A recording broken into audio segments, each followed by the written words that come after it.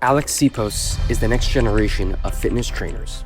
Alex is helping people lose fat and gain muscle the right way with his tailored blueprint focused on what truly gets results. You have to do you, and once you can find something you're truly passionate, I think fitness, stems as like the epicenter of success for anything you do. Once you get on that path, I think you just learn so much more about yourself in the process. In this episode, Alex pulls back the curtain on his childhood, You build a bond with people that, of course, want the similar goal to win. what imperfect action means and how it has changed his life. If you could just take that first step and just apply like imperfect action towards it, I think you never know where it could go, and just like you're actually taking the right step towards something that you're happy about. Along with the one sentence that a random girl said at a party, which changed Alex's life. So, of all the things we're going to be talking today, life lessons, the wisdom, trips that you've been on, and what you're doing right now, where does it all come from?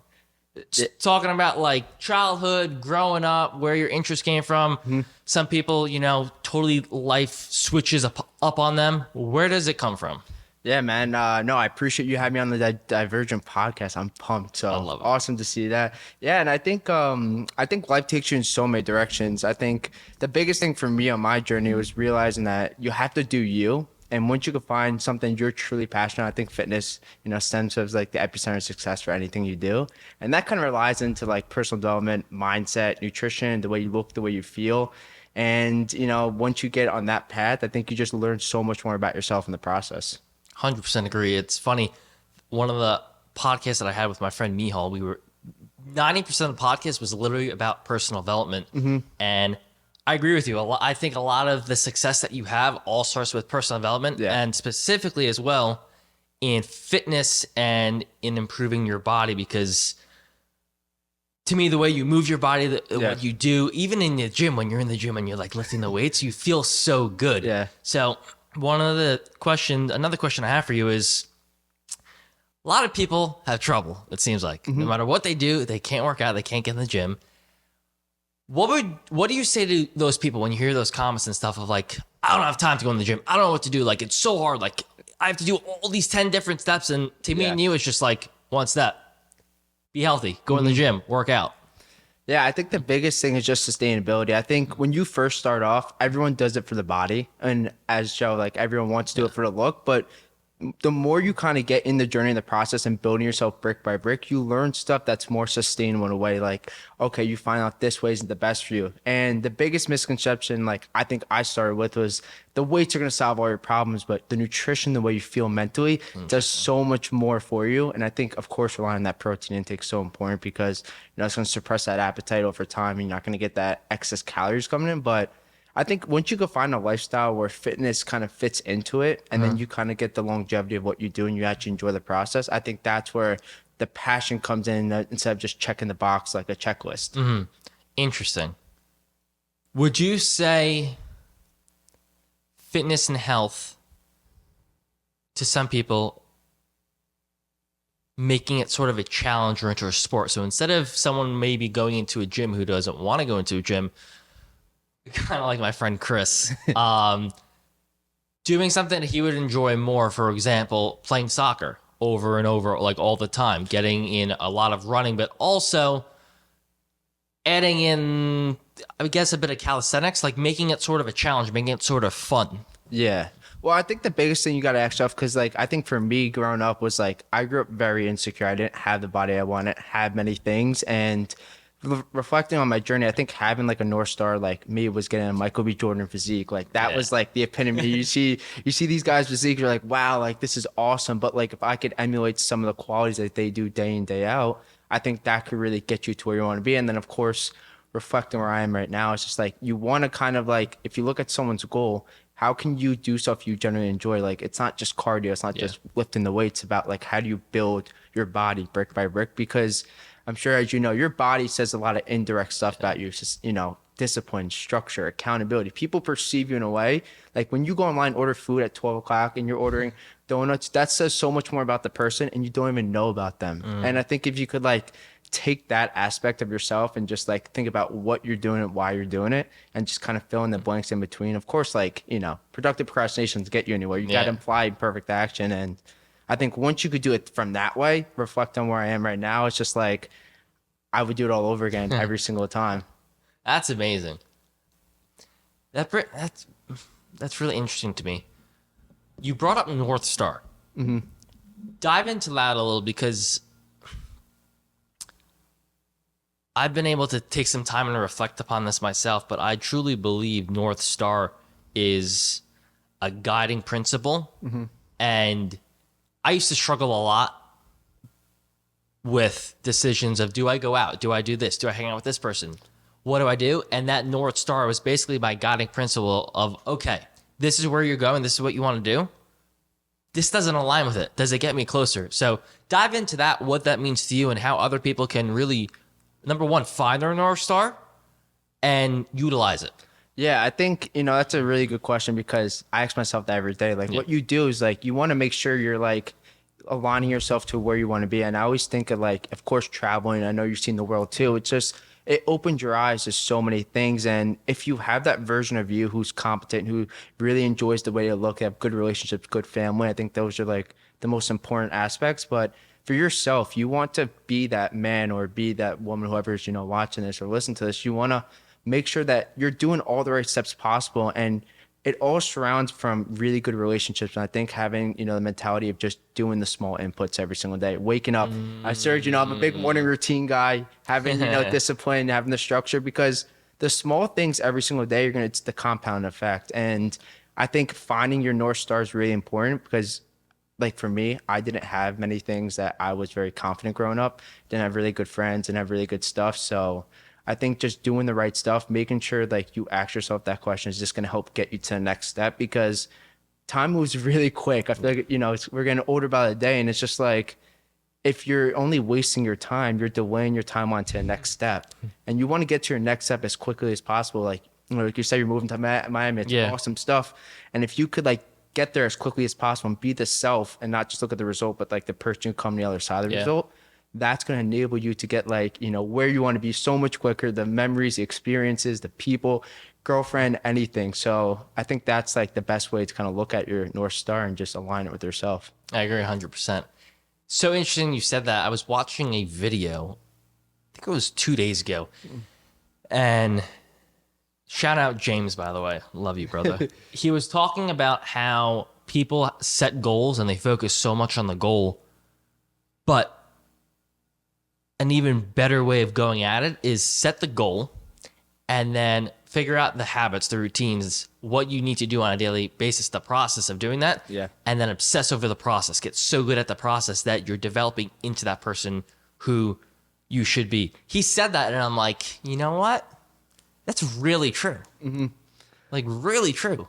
Yeah, I think obsessing over the inputs, I'm learning from mentors every single day. I mean, you can't really think you're the smartest guy in the room. You're just not going to go anywhere. That was my approach, starting anything, was like, everyone's trying to sell me something, but it's not really the case. If you could look at someone's experience and kind of use, it's like you look at a book, someone's life's work in 100 pages, and it's compressed in so much, so quickly that you could literally just speed up your time on success. And if you could take that and just use it to yourself and acclimate some of these inputs over and over and over again, you're going to enjoy the process so much more, because you're building that confidence, that small wins, like when you don't want to do something, you end up doing it. You're like, damn, like, I went to the gym, taste still sucked, and I feel a lot better. Yeah. So I feel like stuff like that. And it's just like, you learn more about yourself every single day. And if you're not, I feel like, it's really hard for you to always, avenge that person that you always want to become. 100%.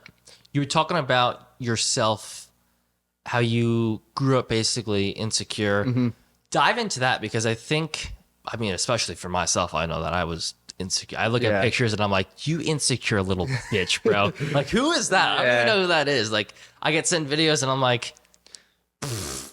So dive into that, because I think that a lot of people who, basically everyone who comes on the show has that part of their past where they might have been insecure. And go into that. Where did you think that came from, and how did you overcome that, and what did you really take from that you think could be impactful for others? Yeah, like I said, growing up, soccer was my entire life. Like, all I wanted to do was play college soccer, and of course get in there, just not having the experience I wanted. But, the thing with like soccer, it teaches you a lot of indirect stuff about yourself, but just not having, I think, or surrounding yourself with good friends could really be, something that could really push you over the edge. I'm not saying I had terrible friends, but like just the qualities that, going out, looking for the weekends of the weekdays. And of course, that's me to an extent, but as you learn more about yourself and kind of grow into that, it was really tough. And, insecurities, I think, are something that gets wrapped up in your head that you don't want to unlock. And I think when you look back, you just don't want to unlock those demons inside. But I think the gym really allows you to literally use that as an asset for you because it builds yourself brick by brick. No one's going to lift the weights for you. No one's going to eat for you. No one's going to do stuff. Essentially do the stuff you don't want to do. And I think having the more insecurities, more stuff you really struggle with, I think enables you so much more growth because if you have everything in the beginning, it's really tough for you to stimulate that growth as fast as possible. And everyone has it. No one's really not essentially like willing to admit it because it's really hard. I mean, you're literally telling your stuff. You're telling your inner self that you got to give up the stuff that you really struggled with, that you want no one to know because you want to be like this big, like egotistic guy. And there's nothing wrong with me, but everyone has problems. And I think if you could use that and use the gym as an epicenter to that and literally unlock, more mindset, more personal development, more nutrition, more physical fitness, and then have that kind of be like your epicenter, it's so important. I think, once you could really tackle those demons, then you really allow yourself to, I think, unlock so much more growth about yourself. Yeah, 100%. Go into, because it's funny you said soccer. I used to play soccer. Yeah. Love soccer. I still would, but not the first thing I'd want to do. What did you learn from soccer specifically? Anything that, like for me, a lot of about teamwork and a lot about pushing myself because one thing that I realized is I had a coach who I constantly thought was yelling at me all the time. And I'm like, get off my ass. Like I literally, my legs would be hurting. I'd be falling on the floor. And he's like, get up, keep on going. You're going to let this stop you. And at the time I thought he was like a complete, excuse my French, like a dick. Like, yo, chill the F out, bro. But then I realized he was basically teaching me almost like what I like to call the Mamba mentality of like, move forward, keep on going. You got this.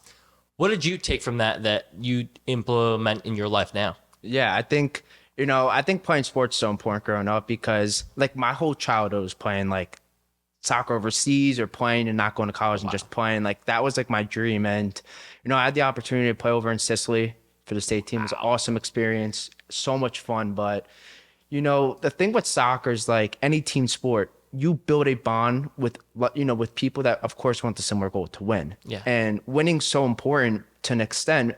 But the thing with soccer especially is that like you have to treat yourself and like build yourself every single day to be in the shape to honestly endure like the process. It's like any sport. I'm sure soccer is like very physical demanding on your body. And, like, of course, fast forward to playing college soccer and not having the best experience transferring 2 times. I think that really allowed me to kind of like, get a pivotal point in my life where it's like to see the world. And I'm sure seeing the world is so important because, man, the world's huge. There's so, the experiences, the relationships, and just dropping soccer, like something I've worked for my entire life and seeing the world travel to like 24 countries. It's a surreal experience. And I think taking, pivotal points in your life and learning some of the principles from soccer, teamwork, just having a good bond with people that you literally just want to talk to. It's not really about like, I always used to think that like, damn, I'm not playing, I'm not a starter, I can't hang out with these kids. And it was weird because like you get those feelings, but the relationship's what it comes down to. And if you can learn more stuff about yourself in the process of playing soccer and playing any sport, you could use it so many more, principle, I guess, down the road. Yeah, 100%. It's almost like all the lessons, all the experiences you have in life, get all built up. It's like your toolbox so that you could use it in the future.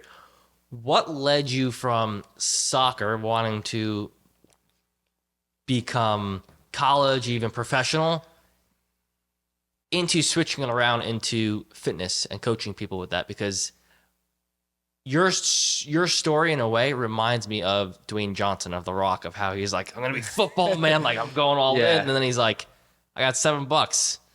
That ain't happening. Total switch up.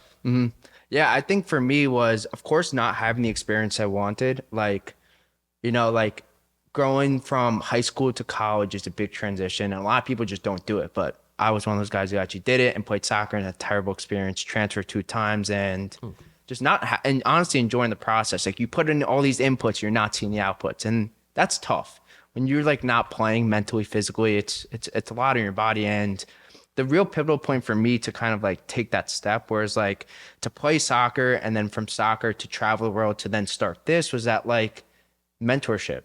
I had a mentor who, he was, one of my economics teacher, and just really showed me a different perspective on life, and having the ability to really see like a different part of yourself, because like seeing the world and really getting new experiences, meeting new people, shows what you're truly passionate, what you kind of want to do. Like a lot of Europeans take a gap year for 1 or 2 years because they don't know what they want to do with their life. And it's really cool that you get to take a gap year and you get to learn, you get to travel, you get to see new experience, you get to find more about yourself. And I think ever since I had that experience, and literally just quitting soccer, traveling to 24 countries, seeing these world wonders, seeing, being in the Middle East, being in Europe, all these different places, it was cool. It was awesome, to say the least. I don't think words could kind of describe my feelings behind it, but it then gave me the confidence to, of course, use, the way I look, the confidence mentally from physical fitness to kind of take that avenue. And I was like, wow, like I really want to do this. And I had the confidence to kind of like take it, something that was not going well in my life, make a change, use mentorship to kind of show me a new direction, a new avenue. Interesting. I find it very funny what you just brought up with the European, how they take a year off to. I'm not saying everyone, but it's common. I kind of like that in a way, especially for people who. This is going to ruffle some feathers, but screw it, man. I was just thinking this morning as I was eating my breakfast, how the Industrial Revolution was coming up, and then they had the whole entire education system set up so that people would basically go from education, learning, into jobs, employees, and, factory worker just doing X, Y, Z. But some other people don't have that path. Some other people don't want to be an employee. Maybe they want to be in the employer. And for me, I took one semester off of college, and I knew automatically that I wasn't going to go back. Yeah. So I did 2.5 years. But it's interesting because I think that's a really powerful thing to mention, because we don't have that here in the U.S. Yeah. Because to me, it just doesn't make sense of like you're going middle school, high school, okay, go straight into college. But you're paying for college, going into college without knowing what you want to do. And then next thing you know, 2.5 years later, and you're like, oh, I don't like that. I like this instead. Then you got to do another 4 years and another 4 years. I really like the pause, take a step back, and feel out what you like doing. Because so many people say, try as many things as you can until you figure it out. Yeah, I feel like, honestly, just like, of course, having the ability to travel, like you have to learn more about yourself. And it's really hard to reflect on my college experience. You're confined in just an environment. Of course, you have different, clubs and all that stuff, but you have to see more than your surrounding area. Like you are your environment. If you're stuck in upstate New York, playing soccer, going to the same bars, meeting the same people, it's really hard to like learn more about yourself and new experiences, new environments. But if you could like, of course, like that's why I think studying abroad is so important, because you get to see a new way of life for 3 or 4 months. You go there and you're like, this is awesome. You're eating pasta, you're meeting these great people. You're going you're seeing like these cultures, you're in the environment. It's awesome. And I think like, just talking to these type of people, it's just like, it's amazing that like in the US, it's really hard to have that kind of like, you're taking a gap. You're like, what are you doing, man? Like what? But in Europe, it's very common. And I'm not saying like, I'm not European by any means, but I thought that was a really cool perspective. And it's just like, I think if you could take that principle, that versatile principle, and be like, if you don't know what you want to do, at least try it. At least take, a part of your life. And we're still, I think young, but we're getting old. And it's, I feel like the more you can start do new things, do what you want to do, and not live in like accordance of other people was like the biggest thing. And why not? I guess is the question to ask. Wow. I have a saying, what if? Like, we all think, what if it won't go right? What if it will? Like, what if it actually happens? Why not? I like that as well. Where'd that come from? I don't know. I just think like, like is time just moving too quick, and I feel like if you're not like trying new things, if like everyone has those thoughts in the back, you see on social media, oh, this guy looks so Yeah. cool, and he's trying it, but if you're not willing to like put yourself in that environment or take that chance or talk to that person, everyone has fears, and the more you could like open up those fears and try it, you never know where it could take you. You never know the person you might meet. I mean, a girlfriend Yeah. or a mentor, which, mentors like you're literally like Yeah. your timeline success essentially. And if you could find these right people and you could like surround yourself with like good, genuine people who want the same goals, who want the same ambitions, I think there's no better feeling. And like, you can't really try it if you don't do it. Yeah. What? That's so true, by the way. Like, so true. I used to be paralyzed by fear of like what other people would think. I had a lot of different fears, Yeah. but I don't know if I could pinpoint it to one time. But it was like, fuck it. What if? Like, come at me with whatever you got. I don't really give a shit.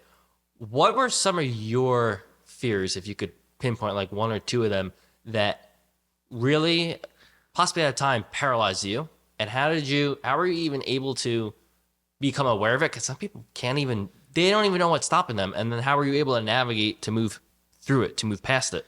Yeah, I think, everyone has internal fears about themselves of just not overcoming stuff, just like, of course, like insecurities, depression, anxiety. And I think mental health is like, I don't know. I feel like my perception of mental health is like, you have to, of course, if you're struggling with something severely, but a lot of times if you want to go somewhere, it comes down to your work ethic and dedication. And I preach Hormozy stuff, like, I love that volume guy. negates luck.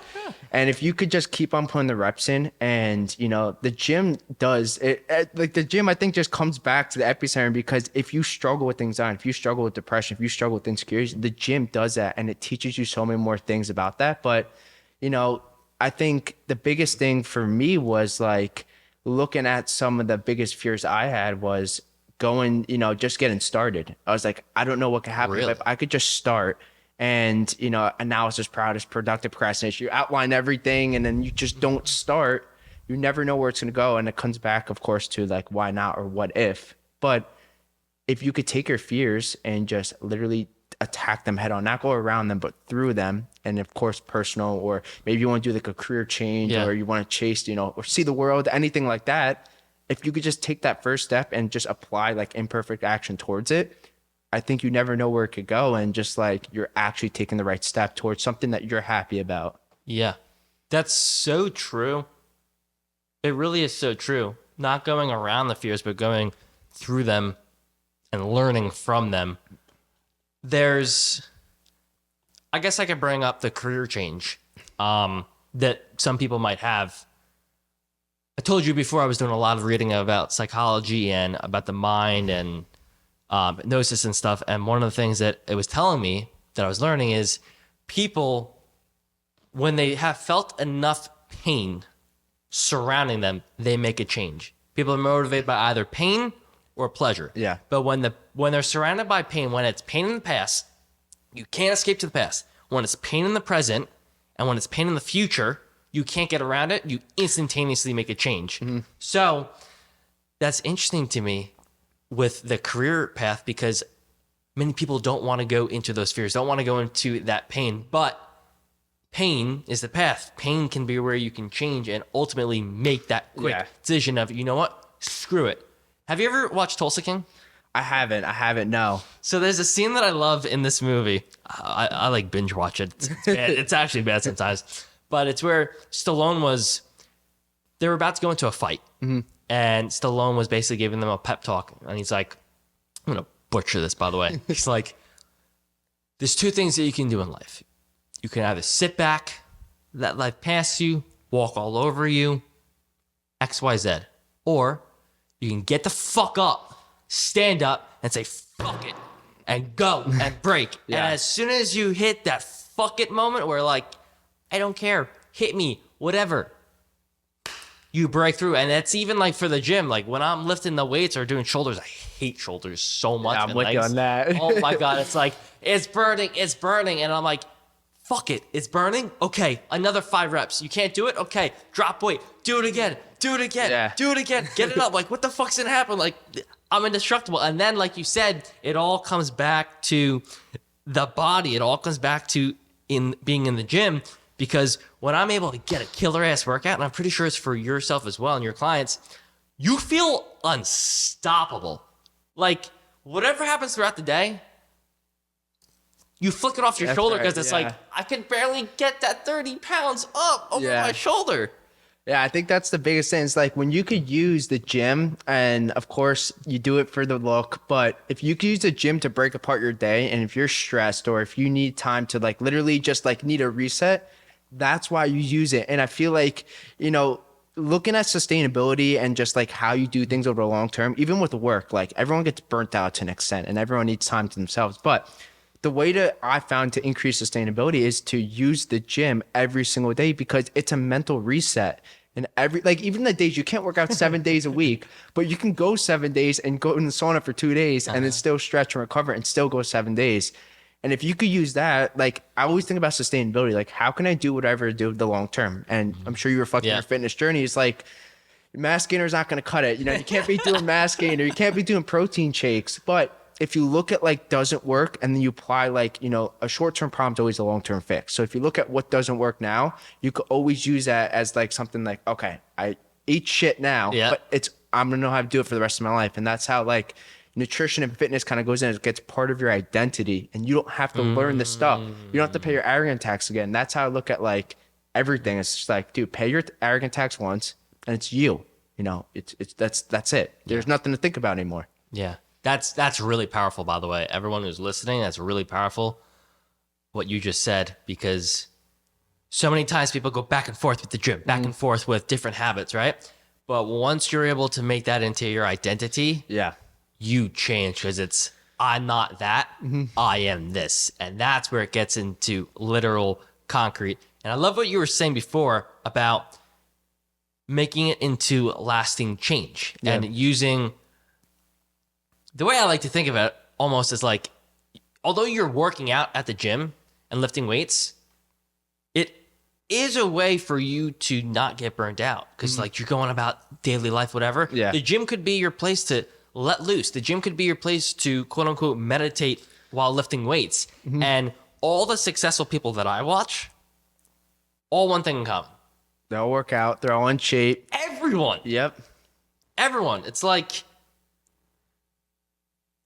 To me, if you want to become successful in whatever area of life, and however you define success for yourself, look at what's working. Look at who is doing it and what they're doing, and then model, mimic, and master it.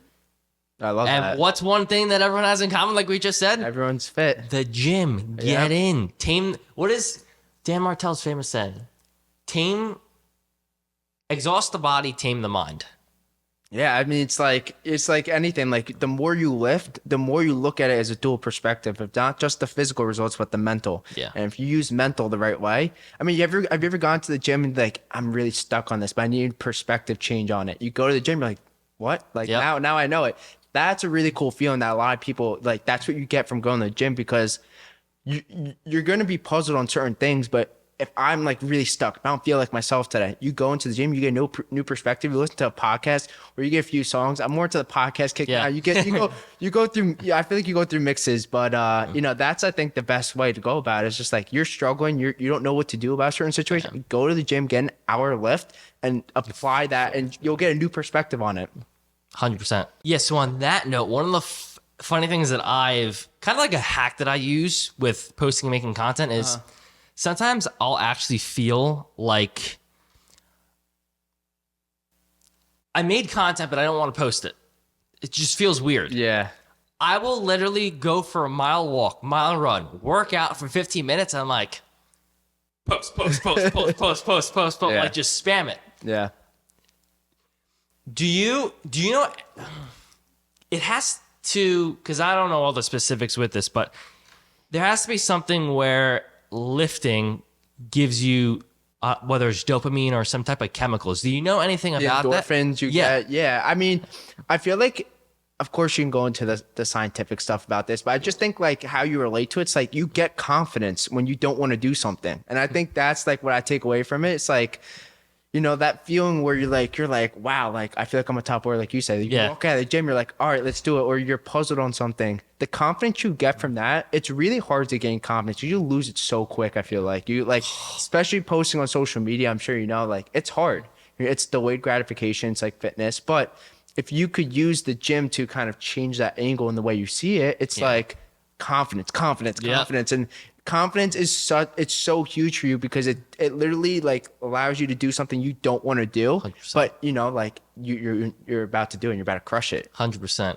I I saw a couple of your videos of comments that people have written. By the way, people are savages It's crazy, online. it's I crazy. got not a fight, but I got into a back and forth with someone yesterday because I posted something about Lent, and the guy went like off on me because he was like, "You're deceiving this person, you're deceiving that person with what you're saying." And I'm like, I just like God, like I went for Lent, like Yeah. How do you navigate the comments, especially if it's a negative comment, a hate comment, and what's your advice for other people who, whether they're posting now and receiving that, or that's one of the things that's stopping them from posting about fitness content? Yeah, I just think like in general, like if people are going out of their way, like I look at myself, I don't care how low I am in my life, I'll never put a hate comment out. It's just like, who does that? And I think, you know, so many people have to deflect from like their own insecurities and hide behind the screen. Like if you look at the people who actually put hate comments, the way I kind of perceive it's like, I look at their profile, 0 pictures, 900 following, 0 followers. And you don't want to judge someone by, you know, like that. It's just not right. But like, if you look at like the people who actually go and like say something to people who you look ahead to, who have like, I guess like, you know, I look ahead to a lot of people with status who, you know, have good relationships. They'll never bring you down. They'll always bring you up. And the people below you, I don't like saying below you, but people who are trying, not working on themselves, I think that's a better way to put it. It's like, they need a way to kind of deflect from themselves. And people who go out of their way to deflect from themselves just means you're doing something right. And when you get like small comments like that, I think it's just more motivating because it means you're on the right path. You have to do something like, you know, everyone's content's controversy. Yeah. That's how you do it, unfortunately. 100%. But you should only use it as pure motivation. And I think the biggest thing for me was if someone did that, I would delete the post. I'd hide behind my screen and be like, dude, what did I do wrong to do this? I'm like, Jesus. And now I'm like, you know, like it's motivating. It means you're doing something right. And I think hate is like a good way to kind of like fuel stuff inside you keep on going. Yeah, 100%. I had the other day, I don't know who it was because they didn't tell me, but apparently someone was criticizing what I was posting or like something about me being in Florida. And everyone's like, what'd you post about you being in Florida? I'm like, I was in Florida, there was construction, and there was an event happening. 2 things that I love.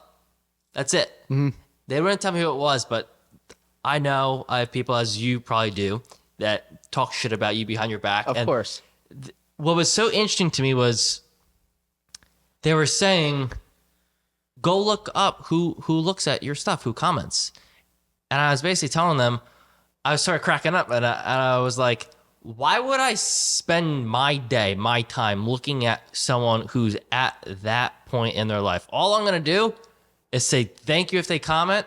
Hope you're doing amazing. Have a great day. If you ever want to talk, let me know. Yeah. But like, you just gotta really think, like, do you want to put that energy back into that? No.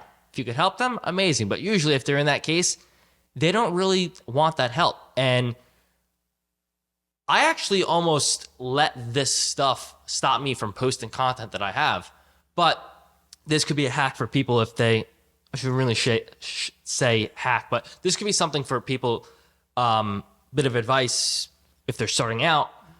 Sometimes what I'll do is I'll actually just post, shut my phone off or like leave it somewhere. Yeah. And they're like, oh my God, this is performing so well. This is performing horribly. I'm like, I didn't even know that. I don't really care. Like if someone comments something, amazing, I'll reply. But other than that, I try not to look. I try not to focus so much. I try to just provide as much value as possible and help people out, which I see you do, which is why I brought that up with the videos, because I literally pulled it up. I saw the comment.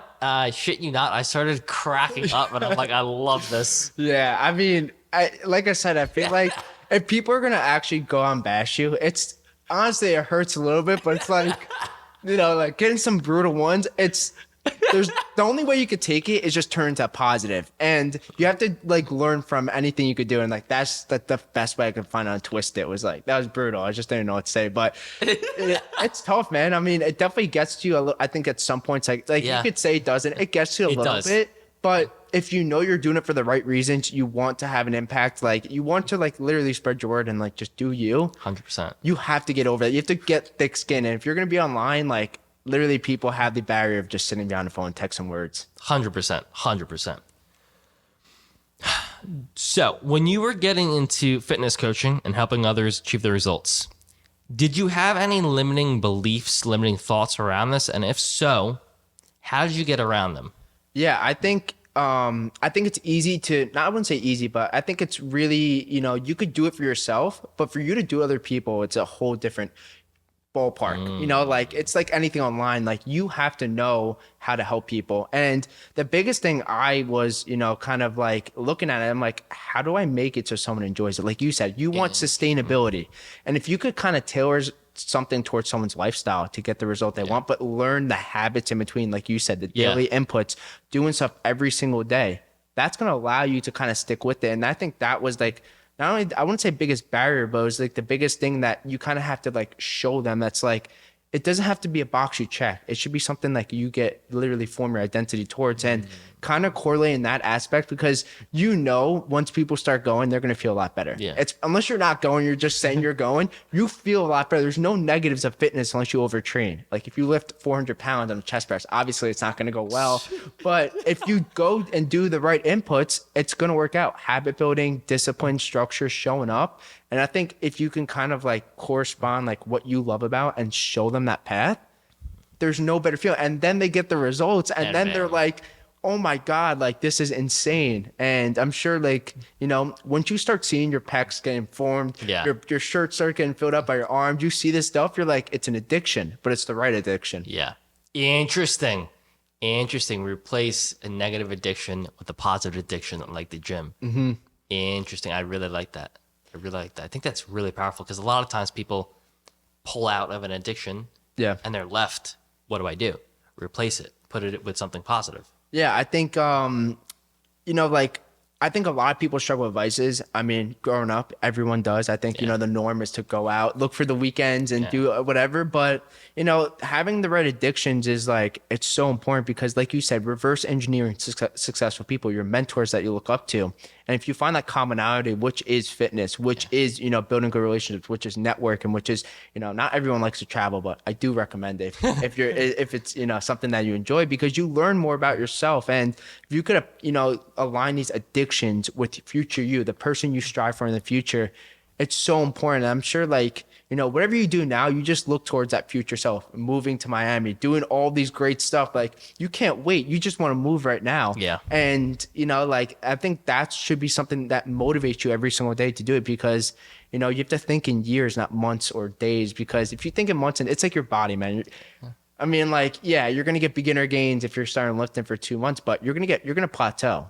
Those are versatile principles. How do you get over your plateaus? How do you go about different variations of it, maybe hitting the same muscle group, but a different way to overcome that? Anything like that. But, everything in life, I feel, is a versatile principle. You just have to learn the lesson and then apply it to something else. 100%.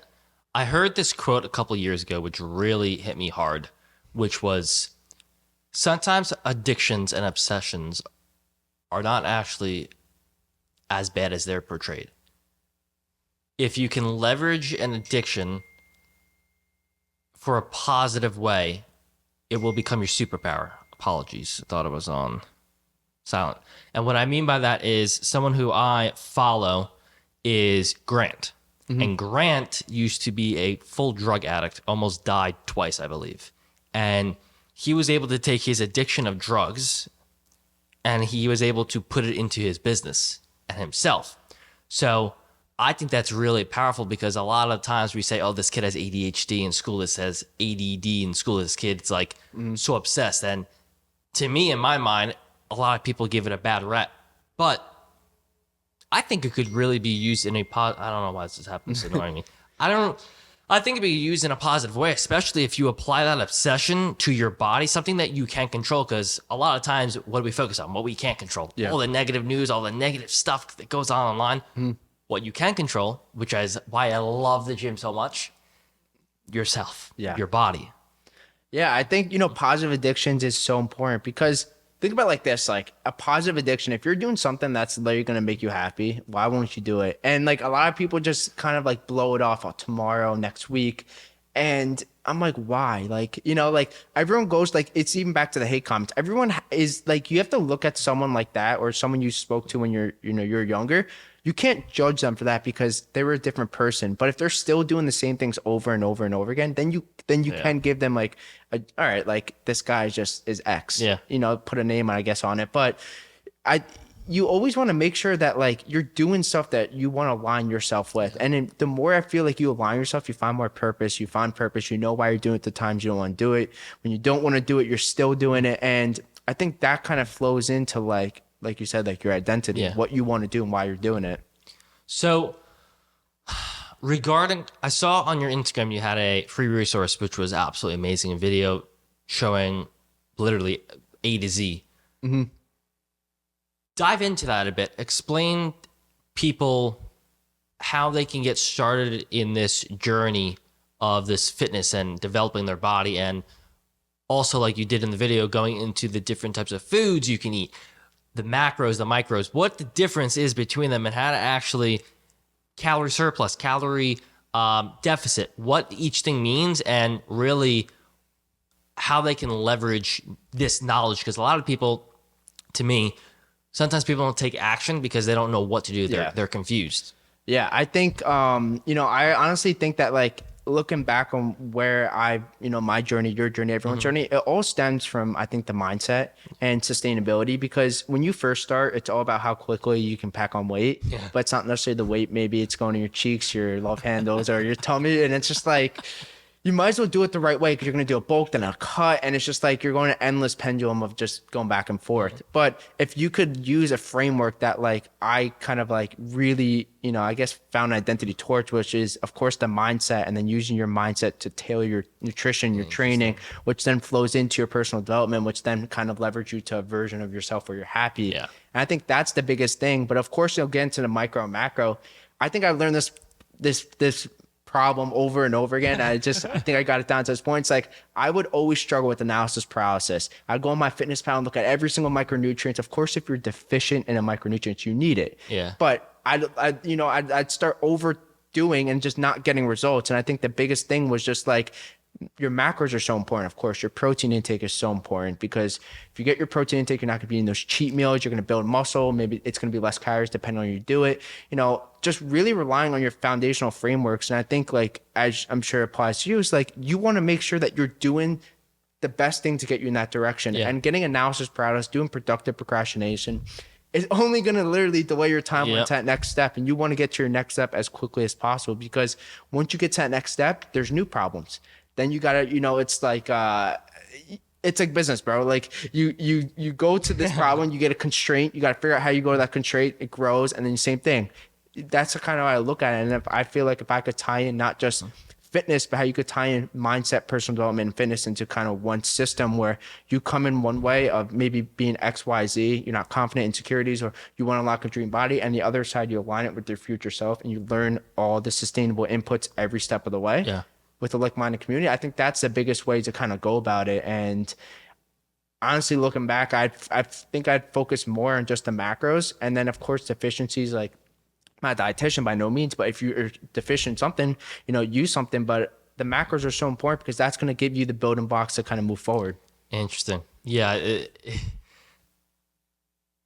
It's interesting you say analysis paralysis, because I think personally me, some might say I'm wired way differently.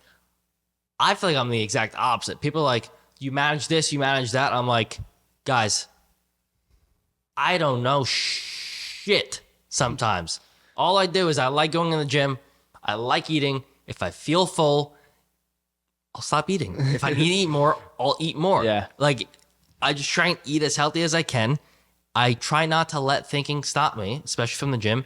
And I love what you said about tying everything in together, because tying mindset into going into the gym. I feel like Andrew Tate. I just watched the video before. You tie the mindset of going into the gym, and then you tie the success principle, the happiness principle, the fulfillment principle at the end to the actual gym. So it's a whole entire setup of, hey, I'm not just giving you the information so you could go and do it and then you feel unfulfilled. I'm literally giving you the whole entire blueprint, holding your hand, helping you get there, so that at the end, it's not like shit. Yeah. At the end, it's like, oh my gosh, this was absolutely amazing. And then that all funnels into the whole thing as far as courses and businesses and stuff of, you build the best product that you think possibly can be. You don't necessarily even need to promote it.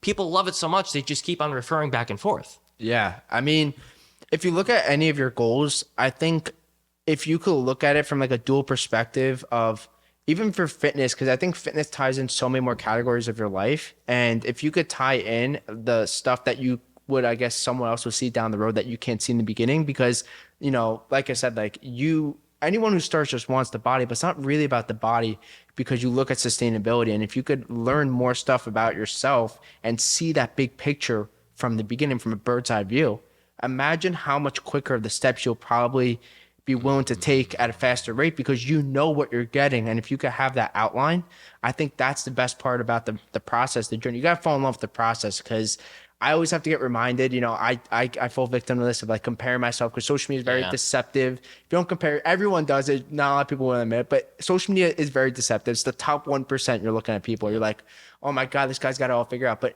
everyone sees the painting, but not the strokes. And if you look at like what it really took them to get there, they had to do this stuff. Everyone had to do the stuff like they don't want to do. And I think that's the biggest thing that I just, it's just little reminders you have to teach yourself every single day. Brings up a great point. Everyone sees on social media, the guys who are jacked, lifting the weights, like just literally just the glorious gold side of fitness, of training, of health. What is the flip side that people might not see as far as going into the gym, as far as being a fitness coach, as far as helping people? What is the flip side, the dark side that no one sees, the things that you need to push through that make you think, maybe I should just stop, and then you just got to keep on moving forward? What do people not see? Yeah, I think it's the mental frameworks. Like I think it really stems from your mentality, because like my journey, I quit the first 2 times I went. I quit. My junior year, I went for a month. It was on mass gainer. Saw some results.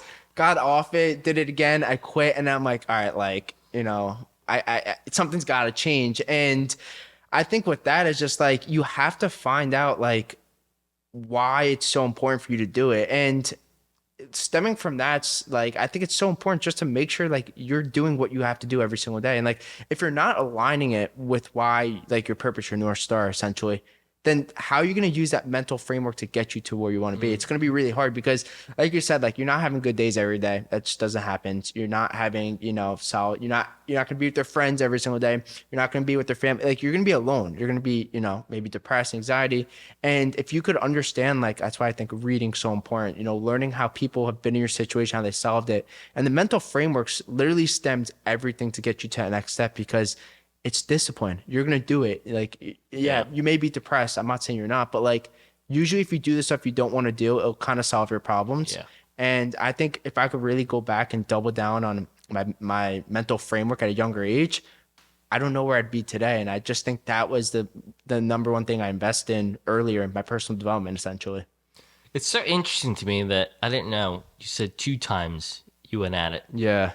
What made you go at it the 3rd time? Because usually when a door gets closed on someone, people are like, that hurt, we ain't going back. But people who you later talk to achieve X, it's because they went back over and over and over. Yeah, I think, I don't know.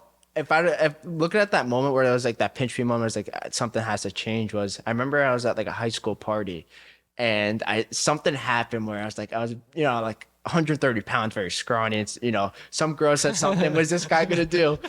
I'm like, all right, like, there's a point in time where it's like something's gotta change. And you look at stuff like that, and literally like stuff like that just sticks to your head. You're like, I'm about saying that was like the underlying moment, but that was a pretty like pinch me moment. It's just like, fast forward today, putting on like 45 pounds. It's a better feeling, but I think you have to have those moments where it's like, damn, like your spot got blown up, like absolutely blown up. There's no way around. You just got to eat it. And I feel like stuff like that is just like why you actually like pull the trigger and be like, damn, like it stems from your mentality at the end of the day, personal development, because that feeling sucks. But it would be so bad to go through that feeling again and again and make the same mistake over and over and over again because you knew what your mistake was. You just didn't change. And I feel like having those little like pinch me moments, I'm saying in a good way and a bad way, but like stuff like that, it's going to make you change because the suffering of that moment is pretty bad. And you don't want to have that, like, when you don't do something and you're like, please don't X come up or X, and it comes up and you're like, I'm not myself to blame. And I feel like those moments kind of like hold you to actually like look at yourself. You're like, I can't do this anymore. Yeah. I think, by the way, that was really funny. That is really funny. It happens. I think it was an interview with Jeff Bezos. Either Jeff Bezos or Steve Jobs, and they were talking about procrastination and being stressed. And he said, people get stressed not because they have a lot to do. People get stressed because they're just not taking action on what they know that they can control and what they can change. Yeah. Yeah, I mean, I guess you want to be a version of yourself that's applying action, and like everyone falls guilty to this when you're by yourself. You could say X, Y, and Z, but if you're delaying this is why I always stem back to is like I'm literally delaying my time on the next step. Like I have to get to this next step because then new problems are gonna come. But like if you're thinking about that 24/7 and you're like, me procrastinating, maybe you're procrastinating to get to this. Like I always used to think like, I have a 2-week vacation. This is something I have to look forward to. But as you get older, it doesn't work like that. And you're like, I can't look forward to vacation where I have to look forward to my goals. Yeah. And, like that's the way I kind of view everything differently now. It's like the only thing I look forward to are my goals. And if you could align with your goals every single day, maybe your short term, your long term, goal setting is so important because you want to be better. You want to be improving. I think, smashing your goals and crossing out, it's like a checklist, that dopamine hit when you actually, scribble it off and then you go to the next one and then you could do it all over again. I think that's the most, surreal feeling at all. I see you always post you have a checklist. You always post. I love that. Yeah. I think it's, I've been going by, I learned this from one of my mentors and I kind of applied it to myself, different variations where it's like, you want to have a morning routine that gets you in a high frequency state because I felt like my biggest problem always stemmed from, I'd get out of bed and be like, I don't want to go to school. I don't want to go to work. Interesting. Like, I just don't want to do it. But if I could put myself in a small win, mental framework, maybe I'm getting some fitness in, maybe, like the way I kind of walk through my mornings is I wake up at the same time every single day. Cold shower, something that's extremely uncomfortable. Waking up early is 2 things right there, extremely uncomfortable. Small wins, make your bed. I'm not saying you have to make your bed, but I think it helps, and then you go and you journal down your goals. You have your vision of what you want to do for the day, and then you kind of go and attack it, cross it off. I think it's a good way. It only has to be like, you don't need, I've done everything. I've tried reading for 4 hours a day, reading a book a week, Iman's, strategy. I've tried everything, but you have to see what works for you. And I think you can do 15 minutes of something that gets you in a high frequency state to get your day. And then you put if you go to the gym or you do push-ups, I think it really changes everything. And then you align it with your needle movers. Your needle movers, something you have to do, like 3-5 things, cross off for the day in the same vertical as your long-term goals. Now you're working towards something that's going to get you to where you want to be. And, that's what mentorship has kind of taught me. It's like, I didn't teach everything myself. I kind of apply these paradigms and how they do it and then make it acclimated to myself. 100%. That's really powerful. I really like that.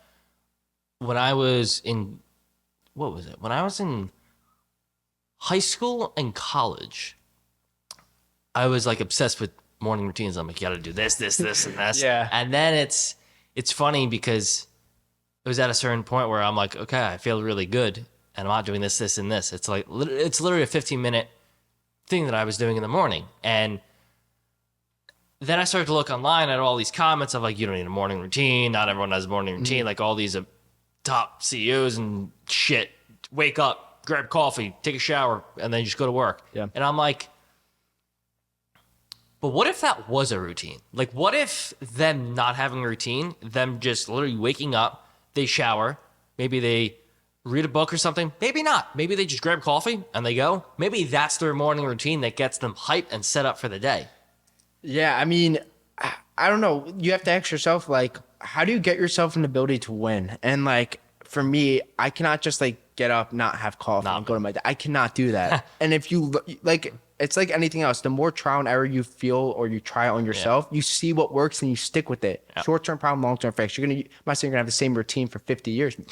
Some people might, but you're gonna see what works, and you could interchange certain variables to see, something's not working, you're not feeling it anymore. But you just need something that works for you. And it's like the gym. You just want to find something that works for your lifestyle. You have to train 6 days a week, be a gym rat, and go 4 hours a day. You don't need to do that. Just find something that's sustainable towards your lifestyle, and then just keep on hitting those inputs. Yeah, 100%. That's so true. I feel like we keep on coming back to same thing of the process, the small inputs, because the inputs lead to the outputs, and which actually goes straight into another question that I have for you that I think is very, very, again, there's so many people who have all these excuses, but I'm about to shatter the shit out of it just for you. I call this person for lack of a better term, bitch. Other people call it the victim. Other people call it the excuser. What advice would you give to someone who is limited on time, wants to get in shape, and become healthier? Yeah, I mean, if you look at, if you kind of dissect that, if you're limited on time, I'd again, like, look at something that, of course, aligns to your North Star, but like making sure you could do it consistently. And if you could do it more consistently, like you don't have to go to the gym 6 days a week, 5, 3. You could pick something that works for you and keep on in those inputs. And I think, of course, like if you're trying to pack on muscle, whatever your goal is, you could do a strategy that's kind of tailored towards that. So maybe you're doing progressive overload. Maybe you're doing stuff that's going to help you build muscle at a quicker rate. Maybe you still want to be an athlete and still, enjoy life. You could still hit your daily step count. You still do, hit workouts. That's going to allow you to kind of like morph it towards your lifestyle. Of course, there's so many nuances of that. You can't just like throw that and just like solve your problems. But once you have a model, you can then do some digging to like allow you to get to, all right, like I don't know how to do this. Now I can honestly figure out this circle I need to figure out. And that's like imperfect action towards your goal. Got it. I think having the structure in place is so important because once you have the structure, you're going to have consistency. You just need to kind of keep on going over and over again. For the cost, I think that's like the biggest thing because like everyone thinks eating healthy, which is expensive, which true it is, but there's so many ways to go about it. And I think you can agree with this. You don't have to eat chicken and rice to get big. You don't have to have a protein shake or a mass gainer to get big. You just have to do foods that you enjoy. Of course, I'm not saying eat Burger King or Taco Bell. That's not going to get you anywhere, but like do different stuff that you enjoy. I eat ground beef almost every single day. It's relatively cheap. It's good if you could batch cook your meals. Maybe like another thing I do is kind of weird, but I think it's easy. I would go to like Italian, restaurant or, a butcher, pick up 10 pounds grilled chicken. And that's my, that's everything for the week. You weigh your food and now you're all set. Bam. So if you could like batch your meals and get your time back and financially, of course, batching, ribeye is going to be a little expensive, but I'm not saying batch your eggs either. But if you do stuff that you could kind of do in quantity, cook it at once and it'll kind of bring the cost down, then that might be a little easier. But, I guess it all comes back to like being in the trenches. You have to just start. Yeah. What works for you may not work for me. 100%. And if you could just like learn the lessons, of course, search YouTube videos, but you just have to apply it. Yeah. You see what doesn't work and then you can kind of start hitting the inputs that you actually enjoy doing. 100%. It's, what do you call it? Making it impossible for yourself to lose. I like that. Setting up to make it extremely easy. It's so funny because I have so many people that reach out to me. A lot of friends that ask that same question of like, how do you not mess up? How do you not turn the other page? And I'm like, just make it so easy for yourself. Stupid simple. Like literally everything that you have from whether you're at home, at the office, on a daily basis, like take away the things that you shouldn't be doing, take away the things that you shouldn't be eating, shouldn't be drinking, and just fill up everything else with what you should be having. And when you do that, there's no room for error. Yeah, go into making it impossible for yourself to lose, making it so easy for the inputs to equal the outputs. Yeah, I think the biggest thing I think that really helped me was planning my days the night before. And that was just like my days the night before and the consistency. I think it all stems from your goal setting. But if you're someone who's not into goal setting, I get it. I was, person who just didn't believe in it as well. But if you could look at your days and just look at, like you said, look at your time. What are you really using your time on? Probably on garbage, on social media, you know, stuff that really doesn't help you. And again, like you said as well, removing stuff that's not going to help you. The sodas, the candies. You can remove so much of your diet just by like literally not, of course, just surrounding yourself with stuff you could only eat. And like when you have stuff in your house that's not potato chips, that's not pretzels, that's not Swedish fish, Tic Tacs are actually still calories that a lot of people don't think, but you know, stuff like that. Interesting. It's going to allow you to make it so much easier. And when you get to those moments where like you do want to eat it, you can't. And it, you know, it's like, you know, like the entry to barrier for like someone to do something. If you don't have that, you're not going to go the extra most of the times. Like if you don't have it, you're not going to just like go out to the grocery store unless you really want that bad. You get that craving. And I think if you could like really just eliminate, it's easier said than done, but you have to, I think cold turkey is really hard to do. It's like anything. I think if you could take baby steps of like, maybe like, you know, you want to start in the gym, maybe hitting your diet in, you know, protein intake is a start, and not just jump to 1.5 grams, you know, per pound of body weight the next day. Do it consistent for 2 to 3 weeks. See how it works for you. Removing stuff that's not working for you the best way. And then kind of like maybe planning your day out the night before. I think I know you're into that too. I think it just doesn't make you have to think. It's stupid simple. Yeah. So diet or workout? Honestly, if I had to look back, my younger self would say workout, but if I had to look back today, I'd say more diet. But I think you need both parts of the equation to win. And I think you can't outrun a bad diet. Your diet, you know, a lot of people, it can go back and forth. You could say 70-30, 80-20. I think it's in the range of that. But if you're giving yourself, if you want the results as quickly as possible, which a lot of people do, why not give yourself, it's like fueling up a car with like garbage. It's not going to move to the destination, but if you're going to get the car, you might as well fuel it with the right stuff. And you could look at your nutrition as just like giving yourself the ability to win.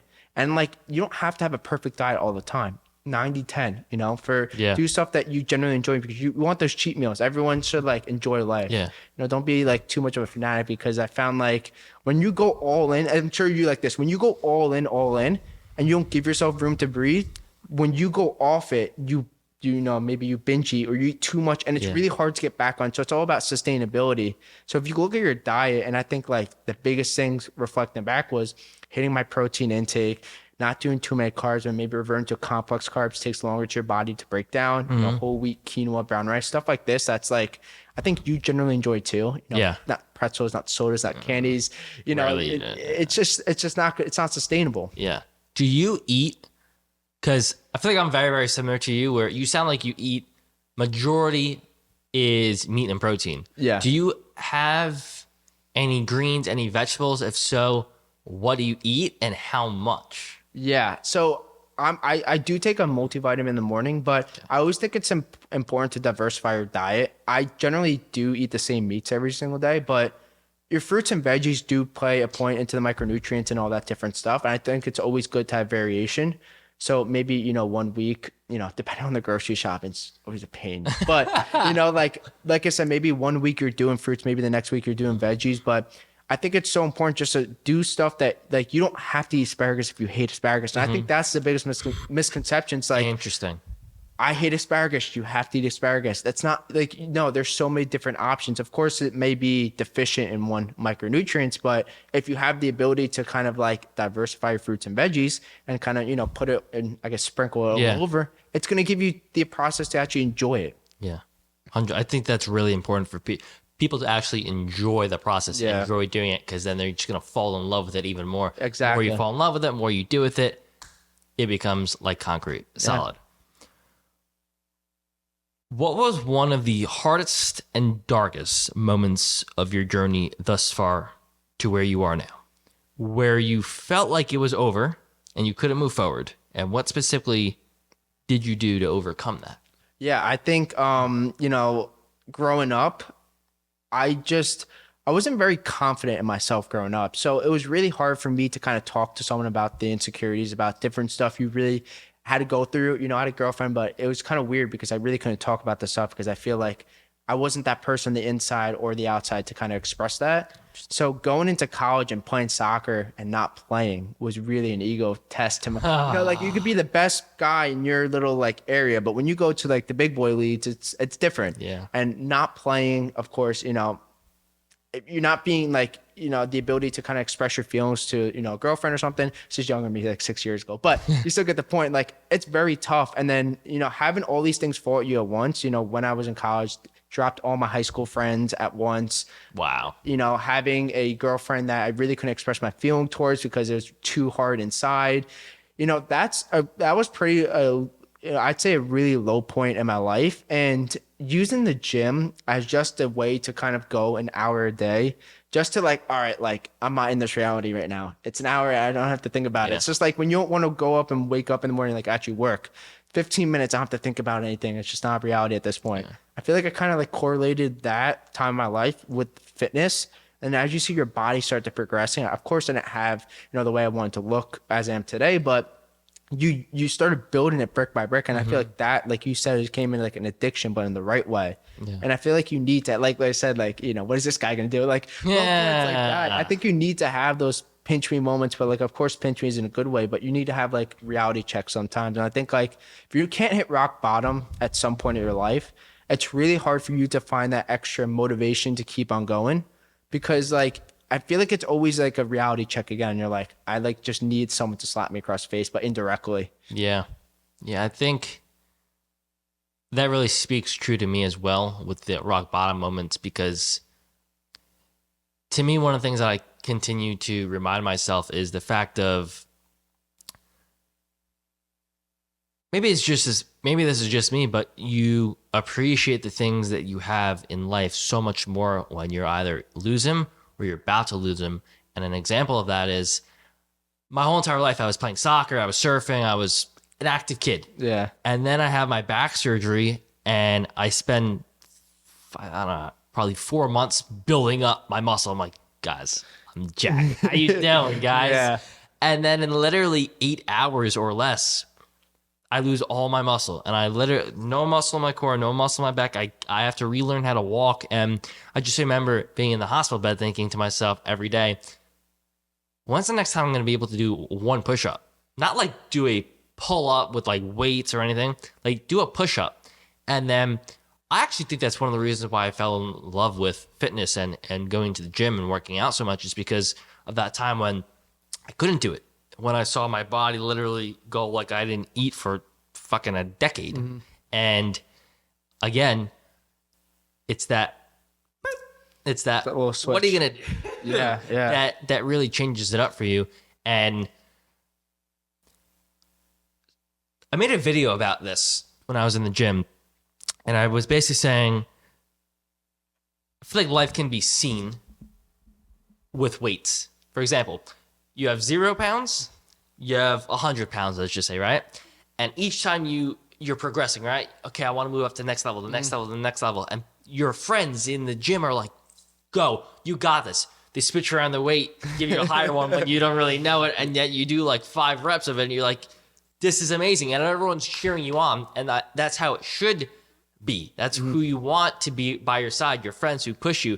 But then there's also the other people in life who want you to stay at 10 pounds, want you to stay at 5 pounds, want you to draw back to 5 pounds even. And when you're having that success in your life of going from 10 pounds to 50 pounds to 100 pounds, there's people who are pulling you back. I bring that up because it's interesting when you said that you left all your friends. Yeah. In a way, I feel like I have done that as well, but changing perspective, it's not because you're a bad person or anything. It's because you're progressing in your life and you want to progress more and you want to be surrounded by the people who are pushing you forward, not pulling you back. My question to you, digging into that, is what was that point when you realized, okay, I actually have to switch this? And was there any back and forth? And what I mean by that is people have like, oh, Alex is an asshole because he left us. What a dick.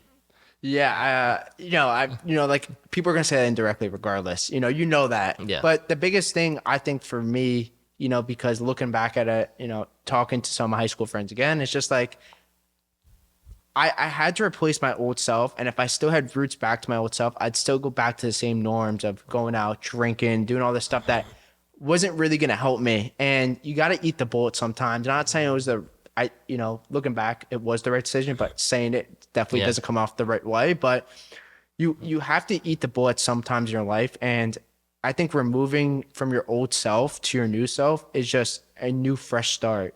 And if you have some roots going back, it's like going out on a Saturday when you have that buddy. If you do that, you're no different from the person you are right now. And just like, that's just gonna kind of bring you back over and over again. I feel like, you got to eat the bullets. Of course, like when everyone's out drinking and you're reading your book, it sucks. But you look back at those times and you look back at the journey, it's just like, that's why you do it. And I feel like everyone goes through that lesson some point at their life, either a career change, maybe you break up with a girlfriend, you're kind of whatever, the same, paradigm, I guess you guys look at it. It's like, you're going to learn so much from that process. And I think the more you could learn from your failures, it's like everything. You always want to fail, but you want to learn from stuff like that early on. You're going to just use the same mental frameworks and kind of the principles you use from that and then apply to new circumstances. But I think it's inevitable. It's going to happen at some point in your life. You're better off just doing it while you're younger, because then I feel like you gain more confidence in the process. 100%. 100%. Who are some of the people that in the past and present that you watch, that you look up to for advice? Yeah. My economics teacher is actually a guy who, is a travel junkie. He's been to almost every country in the world. And, looking back at his kind of lifestyle and just like viewing the world from like, like I said, travel, you learn so much more about yourself. And having the ability to kind of see that perspective at 20 years old is like, you're seeing these great people, you're having these great experiences, you're going out to these awesome, pubs and just, just like being yourself, talking about different stuff, intercultural competence, all this different stuff. And it's cool because the more I started surrounding myself with mentors that I look up to who had the end result, and I look back at where I am today, I learned that there's two vehicles to get you to that result. It's either going to be your time or your finances. Your time, you could get to that result maybe in 30 years when you're 40, then it kind of defeats the purpose. Or your finance could be your vehicle to get you there and compress the time. It's like a book. You're going to look at how to shrink that, take that, step-by-step guide and get you there a lot quicker. And I keep on using that principle in life. And like you said earlier, it's just like, you want to try to get to your next step as quickly as possible. And like, you want to align with yourself getting there. And I think the more I kind of correlate that experience, you want to get to, you want to be that version of you that's up here. Yeah. And you want to take the right steps in line. And I think that's like, it taught me so much more about like, I don't want to waste time. I want to get there and then get to a new constraint, deconstruct it, do it again. It's like Hormozy says, it's like constraint, deconstruct, do it again. And that's how I kind of view like life, at this point. It's just like, you just want to give yourself the ability to win and just try. 100%. What's new? What's coming? What are you excited for in the future, whether it's this year, in 5 years, or in 10 years? Yeah. I think personally, it's always good to have goals. I think for me physically, I definitely want to be a little bigger. That's kind of my goal. So I'm working towards a 185 lean bulk. So we'll see how it goes. Hopefully these legs actually get a little bigger. It's something that we've been working on. So it's, it's a tough subject, but that's definitely it. Future, one of my goals is to live with my buddy down in Tampa. That's by the summer. I think that's kind of one of my objectives, and just literally chase the ambition. And another future goal, just personal, is I want to see all the world wonders. I'm at half of them right now. I'm at, I think, 3 or 4. I want to do all 8. So hopefully by the time I'm 27, 28, that's another box I want to check, and just kind of live in line with my future self. Give myself, like everyone has their vision before like they go to bed of like who they want to be. Like, like when you're walking around someone's videoing you, you're like, like, oh, I want to be that kind of movie. That's literally just like what I kind of look forward to every day, is like, you want to be that version of you that you see in the movie, and has good relationships, has good friends, is, financially, set. You want to chase your goals. You want to be the best version of yourself. You want to hold yourself confidently. And that's the way I kind of look at it. It's like, I don't care how long it's going to take me to get there. I hope relatively sooner than later before I grow a beard. But like, that's, I think the biggest thing that kind of strives me forward is just like chasing goals, doing the inputs, and then the outputs will reap the benefits. 100%. Where can people find you online, and how can they get access to you if they're looking for help with fitness? Yeah. So, my Instagram is Alex Sipos. It's pretty standard. I've kind of posted all my morning routines and everything. And just honestly, I think the thing that I wish I had when I looked up to my mentors on social media, of course, now I'm learning from so many different people, is that like I try to give as much as the way I can on my stories. Like, actionable insight that you could use today, I think is the biggest thing. And once you could like literally apply stuff to your life and just take imperfect action towards it, I think that's the best thing towards it. And then I'm a big YouTube guy. I've been pushing YouTube. So, I think YouTube really stems from, the ability to take, or dissect a problem and to kind of get like a framework on how to go about it. So I also kind of link that in my bio as well. But I just hope that if you come across a profile, I can give you enough value where it's going to benefit your life. That's it. And physically, mentally, emotionally, and in the process, get your dream body, get everything that you kind of want to emulate towards the future. 100%. I love it, brother. Guys, go follow Alex, go watch his journey. And if you need help with fitness, man, he's the guy. Appreciate you coming on here and look forward to the next one, brother. Oh, awesome, man. Let's go. Awesome.